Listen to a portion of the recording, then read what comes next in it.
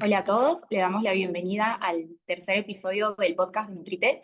Somos una consultora especializada en el desarrollo de alimentos funcionales y suplementos, y este episodio va a tratarse un poco sobre legislación y nuevas incorporaciones al Código Alimentario Argentino y cómo estas incorporaciones se adaptan al desarrollo de estos nuevos alimentos.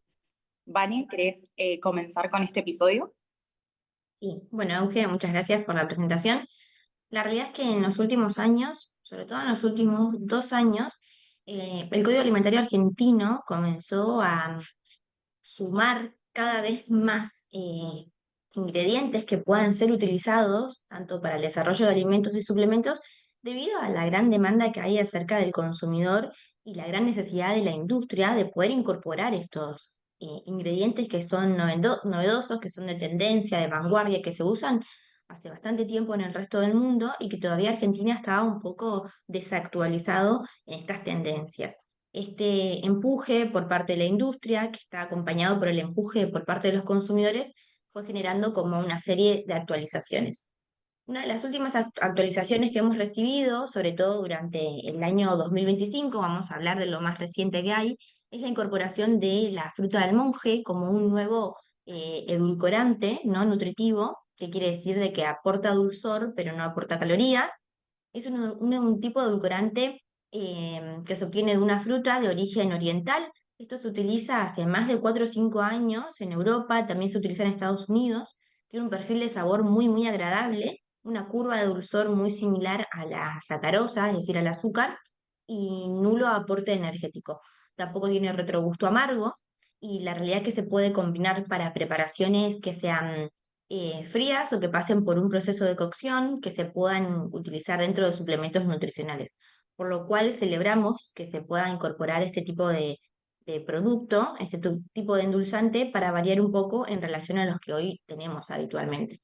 También se ha incorporado la maca. Sabemos que es el polvo que se extrae de una raíz. Es un tipo de ingrediente que hace más de 8 años que se comercializa en Argentina sin tener aprobación, y esto es justamente lo que veníamos hablando, de que el consumidor justamente lo compraba y lo consumía, la industria lo comercializaba, pero el Código Alimentario no lo había regulado. Entonces también celebramos que se haya generado esta incorporación de una manera tan reciente que se puede utilizar este polvo listo directamente, mezclarlo con agua y consumirlo, o se puede consumir dentro de cápsulas o dentro de otros suplementos dietarios. Y tiene una función vigorizante, energizante, eh, y muchas personas lo consumen con mucha frecuencia. Otra incorporación muy, muy reciente, que es en el transcurso de este último mes, es el orujo de uva y de manzana como fuente de fibra y que tiene también algunos antioxidantes y fibra con efecto probiótico, y la realidad que celebramos fuertemente que se haya incorporado este tipo de ingredientes para ser utilizado desde el desarrollo de bakery, poder usarlo dentro de suplementos nutricionales, en barras, aportar fibras de distintas maneras y justamente fibras con una función probiótica, con una función muy notoria para la salud, ¿no? La salud de las personas. Y a su vez son productos que se obtienen como subproductos de otro tipo de industria, que ahora en un ratito vamos a contar un poco más de qué se trata. También se ha incorporado recientemente las bebidas con ingredientes funcionales para poder darle a una bebida tradicional el agregado de vitaminas, de minerales, de algunos antioxidantes, de un pequeño aporte proteico, y que cuando la persona elija consumir una bebida, además está incorporando distintos nutrientes en su dieta, ¿no? En su alimentación diaria, que es un tipo de productos que en el resto del mundo hace muchos años es muy común y muy frecuente encontrarlo en la góndola de cualquier supermercado para que la persona se pueda hidratar y además consumir distintos nutrientes. Y también se ha incorporado hace muy poquito los glucósidos de esteviol obtenidos a partir de un proceso de fermentación biotecnológica donde se produce a nivel laboratorio un proceso de fermentación, se obtiene la molécula de glucósido esteviol y eso hace de que se obtenga una mejor combinación de los glucósidos y se llega a un mejor perfil de dulzor. Así que dentro de la industria estamos muy contentos de poder contar con todos estos tipos de ingredientes novedosos que nos permite desarrollar alimentos y suplementos innovadores, alineados a las tendencias internacionales de vanguardia y poder salir de los típicos ingredientes que habitualmente conocíamos en Argentina, ¿no? ¿Mm? Todas estas incorporaciones dan una vuelta de rosca a lo que podemos encontrar y hoy, por ejemplo, también podemos ver el mijo y su harina como parte de una nueva incorporación que hasta hace un tiempo no se utilizaba y es un pseudo cereal muy, eh, muy sano y muy puro en cuanto a los nutrientes que tiene, fibra, algunos antioxidantes, proteínas. Y también se ha incorporado muy recientemente el reishi, que es un tipo de hongo con función adaptógena que se puede incluir en múltiples preparaciones, ya sean galletitas, barritas, alfajores, en cápsulas, en polvos, en bebidas listas para consumir. Y este es un claro ejemplo de cómo el público quería consumir este tipo de ingrediente, obligó a la industria a que lo ofrezca y la industria de cierto modo también obligó al código alimentario para que lo puedan incluir dentro de la reglamentación. Y en relación a todas estas características, Euge, que hablamos recién de todos estos ingredientes, eh, que se pueden consumir, o sea, se pueden desarrollar distintos tipos de producto y consumir de distintas maneras. ¿Qué nos podrías ¿Mm? contar acerca de qué diferencias hay entre un alimento que sea funcional, entre un suplemento dietario y un alimento para necesidades especiales, según cómo está categorizado por el Código Alimentario Argentino? Exacto, es importante lo que decís porque a partir de estos nuevos desarrollos, legalmente hay que enmarcarlos, ¿no es cierto?, en un tipo de clasificación. El código se podría, digamos, enmarcar por lo que dice el código en tres grandes categorías: suplementos dietarios, alimentos para necesidades especiales y alimentos funcionales. Los alimentos funcionales son aquellos que tienen características especiales y aportan beneficios adicionales a la salud, sean estos nutrientes naturales al producto o agregados artificialmente en la industria. El ejemplo más común puede ser el del yogur. Eh, los suplementos, ahí en el código hay por ahí algún vacío legal, porque el suplemento debería tener un formato, ¿no es cierto?, en polvo, en cápsulas, que se distinga bien de lo que es un alimento, ¿no? Y su función principal es la de suplir, la de complementar justamente esta falta de nutrientes, sean proteínas, sean aminoácidos, probióticos, ¿no es cierto? Y el alimento para necesidades especiales son aquellos que están formulados para ciertos problemas de salud. Puede ser la hipertensión, diabetes, y ahí se encuentran estos alimentos bajos en sodio, bajos en calorías, libres de gluten, reducidos en grasa, o pues lo van a conocer, este famoso alimento barra suplemento para personas mayores que viene listo para consumir o en polvo o en agua. Y hay una mención que vale mucho la pena decir con el tema de lo que es el agregado de estos nutrientes y la rotulación, con el tema de los probióticos. Como dije recién, el tema del yogur, ¿no es cierto? El yogur es un alimento funcional que tiene todas estas bacterias beneficiosas, pero no se podría etiquetar como un probiótico, ¿no es cierto? Sí se puede agregar cepas específicas, pero para que sea un suplemento probiótico, ¿no es cierto?, debe cumplir con ciertos requisitos como la diferenciación específica de cepa, ¿no? De género, especie y de cepa, las unidades formadoras de colonia, y esas cepas específicas tienen que tener un respaldo científico específico, ¿no es cierto?, con un análisis de laboratorio de viabilidad, teniendo en cuenta que el beneficio que tiene una cepa no es extrapolable a otra cepa del mismo género, ¿no es cierto? Entonces, bueno, ahí entra en juego un poquito la transparencia que tiene la industria para poder comunicar estos beneficios, ¿no es cierto?, al consumidor sin que se genere confusión. Eh, muchos suplementos que no son probióticos dicen que lo son, ¿no es cierto? Lo ideal sería que se etiqueten como un suplemento microbiano, pero bueno, esperemos que en algún momento la industria se ponga un poco más firme para que para que el consumidor, ¿no es cierto?, pueda consumir justamente con conciencia y sin engaños, ¿cierto? Otra cosa que nombraste, Vane, es el tema, bueno, este del orujo del que se está viendo ahora de manzana o de uva, bajo, bajo todo esto que es el upcycling. No sé si nos querés contar también de esas incorporaciones nuevas que hay, que están muy buenas.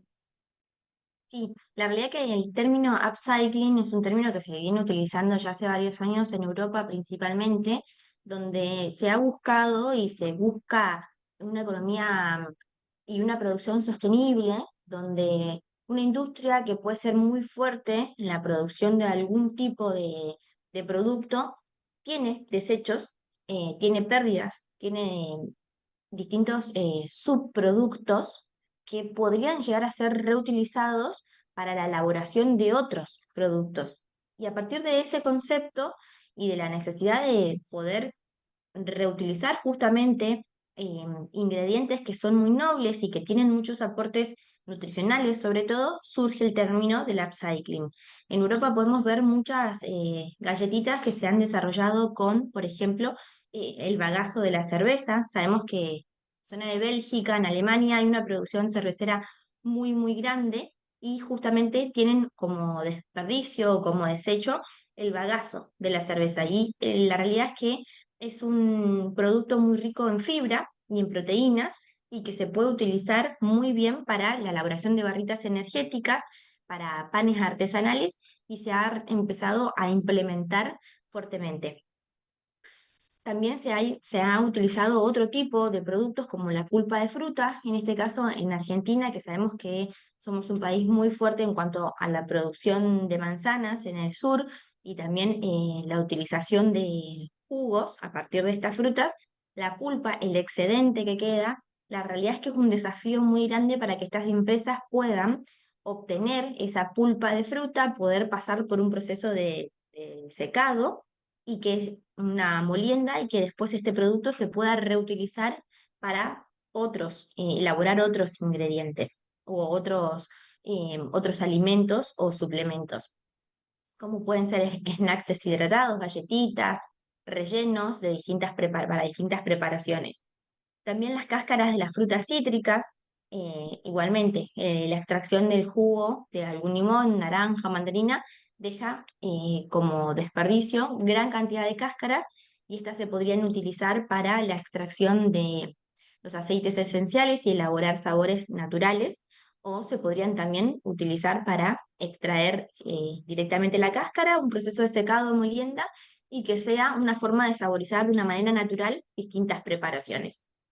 También vemos que se ha utilizado en otras partes del mundo la semilla y la cáscara del tomate cuando se elabora la pulpa de tomate para distintas preparaciones como salsas, por ejemplo, se aísla o se elimina la semilla y la cáscara. Y la realidad que son dos tipos de productos con alto contenido de fibra y con licopeno. El licopeno es un activo que tiene el tomate, que tiene un efecto antioxidante muy, muy fuerte y muy bueno para la salud y se puede utilizar dentro de suplementos nutricionales.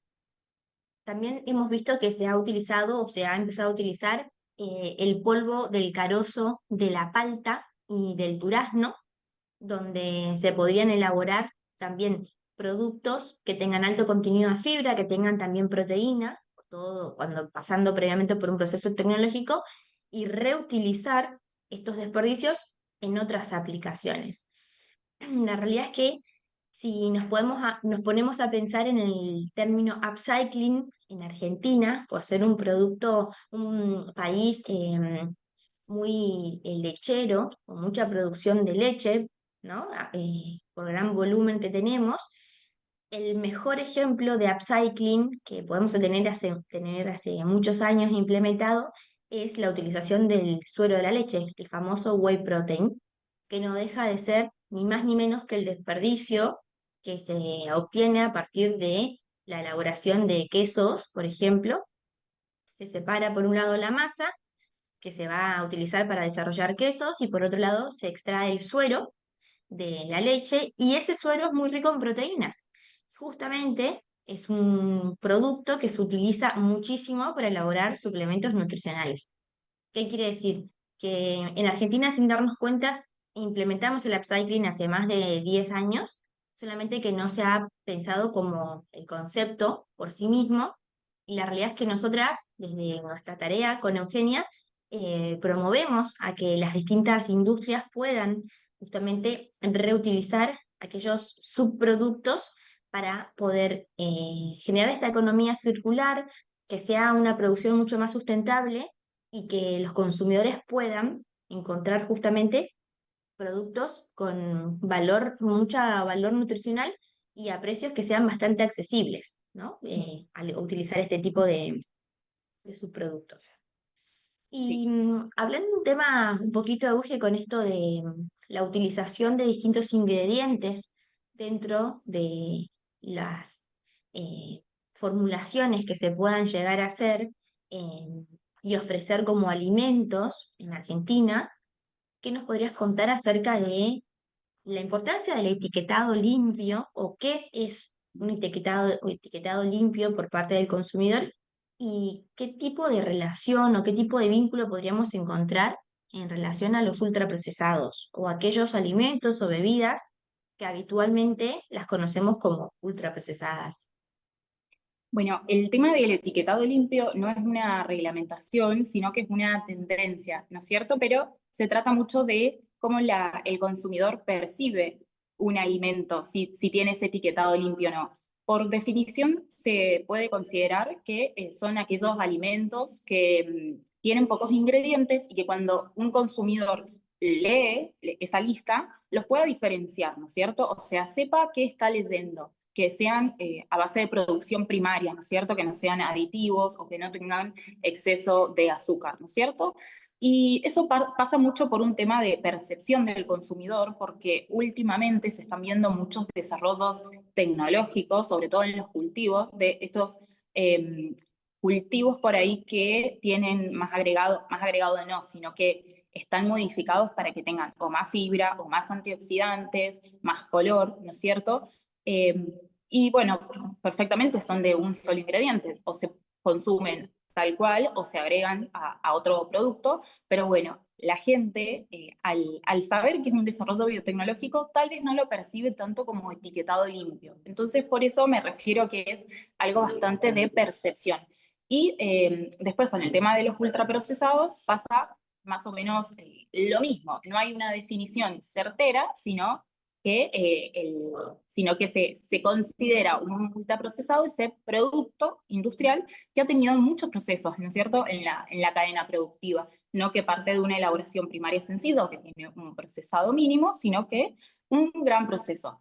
¿Qué pasa con el tema de la definición de ultraprocesado? Que hay alimentos que han tenido mucho paso por la industria, pero que tienen grandes beneficios, y vuelvo al tema, por ejemplo, del yogur, o en el caso de la whey protein, que es un suplemento bastante puro, ¿no es cierto?, en cuanto a su perfil de proteínas, y es más, hay algunas whey protein que se venden puras sin el agregado de endulzantes o de colorantes ni de saborizantes. Entonces, bueno, por ahí el tema de qué es un ultraprocesado también va a depender un poco de la percepción, o sea, si se refiere a un producto mínimamente procesado o de un solo ingrediente, o se pueden hacer algunas excepciones, ¿no es cierto? Estos productos, bueno, que tuvieron su paso por la industria, pero aportan grandes beneficios para la salud, ¿cierto? En relación a lo que decís, Euge, sabemos que hace varios años se ha desarrollado una clasificación que se llama clasificación NOVA, que es la que nos ayuda o nos orienta a determinar, según la adición de ingredientes que tiene un alimento, qué nivel de procesamiento tiene. Y la realidad que es un tipo de clasificación que puede ser orientativa, pero que ha sido muy crítica y muy cuestionada, ya sea si el punto de vista es desde la industria o si el punto de vista es desde la salud, donde podemos decir, bueno, la leche es un procesado, pero no deja de ser un alimento muy noble y necesario para la población. Un yogur, lo mismo. Ahora, si pensamos en una barra de cereales que tiene la adición de entre 8 o 10 ingredientes, que tiene que pasar por un proceso de tal vez tostado, de mezclado, de aplanado, de enfriado, tiene un procesamiento. Pero ¿es un ultraprocesado? ¿No lo es? Y ¿Qué tan depende del consumidor, depende cómo el consumidor lo perciba, ¿no? se hizo un movimiento muy grande de la alimentación real, digamos, de pocos ingredientes, pero bueno, no es una definición absoluta, sino que parte 100% de la percepción del consumidor. Por eso se están alejando un poco estas definiciones de si es un alimento ultraprocesado, y se habla más de por ahí de que tenga pocos ingredientes o mínimo procesamiento y que aporte beneficios a la salud. Y también en línea con lo que decís acerca de los alimentos procesados o ultraprocesados, sabemos muy bien que hace unos años se implementó en Argentina la ley de promoción de alimentación saludable, donde se pueden encontrar los distintos octógonos de advertencia con excesos de azúcares, grasas, calorías, sodio y la leyenda de la presencia de edulcorantes y cafeína. Y la realidad es que es una ley que se implementó en dos etapas, con una reglamentación muy estricta que tiene que ver con el sistema de perfilado de la OPS, la Organización Panamericana de Salud, y en Argentina se aplicó con una normativa muy estricta. Luego de unos años, a principios de este año, del 2025, se hizo una modificación a esta ley donde se generó una cierta flexibilidad a la hora de indicar estos octógonos, donde, por ejemplo, distintos productos que tengan grasas propias de los ingredientes, como es el ejemplo de los frutos secos, no deberían tener el octógono de exceso de grasas.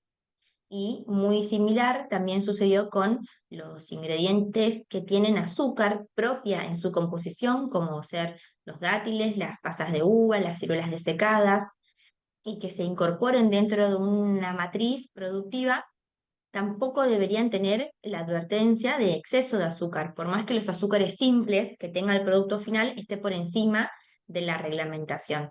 Esto fue un cambio bastante importante para la industria porque da un poco más de flexibilidad a la hora de desarrollar productos si no quieren, no se quiere presentar los Mm. octógonos, ¿no?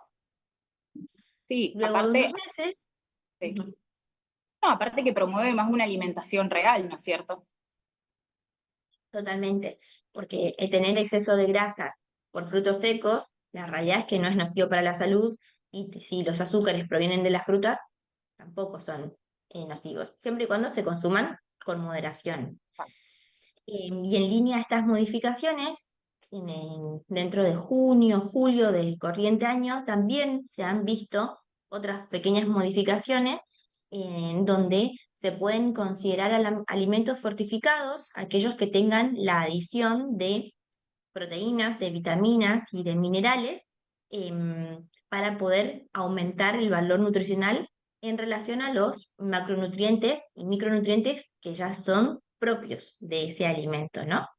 Entonces, se puede considerar que un alimento es fortificado cuando tiene la adición de entre un 20 y un 50% del valor diario de vitaminas liposolubles y de minerales, y entre un 20 y un 100% de vitaminas hidrosolubles.